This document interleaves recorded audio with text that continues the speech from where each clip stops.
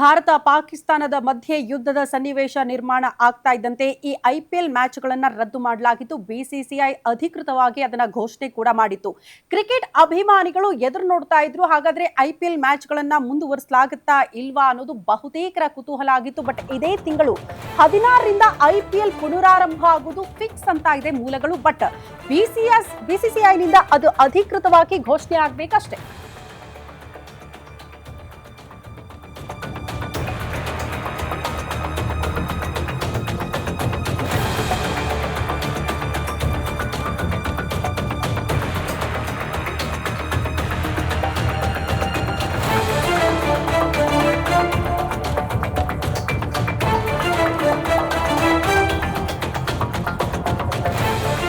Cricket ಅಭಿಮಾನಿಗಳು ಎದುರು ನೋಡ್ತಾ ಇದ್ರು. IPL match ರದ್ದಾಯ್ತಲ್ಲ.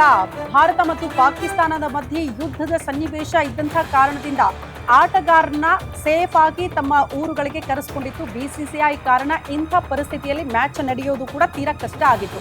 ಬಟ್ ಈಗ ಕದನ ವಿರಾಮ ಘೋಷಣೆಯಾದ ಬಳಿಕ ಬಿಸಿಸಿಐ ಚಿಂತನೆ ಮಾಡಿದೆಯಂತೆ. ಇದೇ ತಿಂಗಳು ಅಂದ್ರೆ ಮೇ 16ರಿಂದ ಮತ್ತೊಮ್ಮೆ ಐಪಿಎಲ್ ಮ್ಯಾಚ್ಗಳನ್ನ ನಡೆಸೋದಕ್ಕೆ ನಿರ್ಧಾರ ಆಗಿದೆ ಅಂತ. ಮೇ 16ಕ್ಕೆ ಮ್ಯಾಚ್ ಇದ್ರೆ suppose RCB versus Lucknow match ನಡೆಯೋ ಸಾಧ್ಯತೆ ಇದೆ. ಹಾಗಾಗಿ ಬಿಸಿಸಿಐ ಈ ವಿಚಾರಕ್ಕೆ ಸಂಬಂಧಪಟ್ಟಂತೆ ಅಧಿಕೃತವಾಗಿ ಘೋಷಣೆ ಮಾಡಬೇಕಷ್ಟೇ.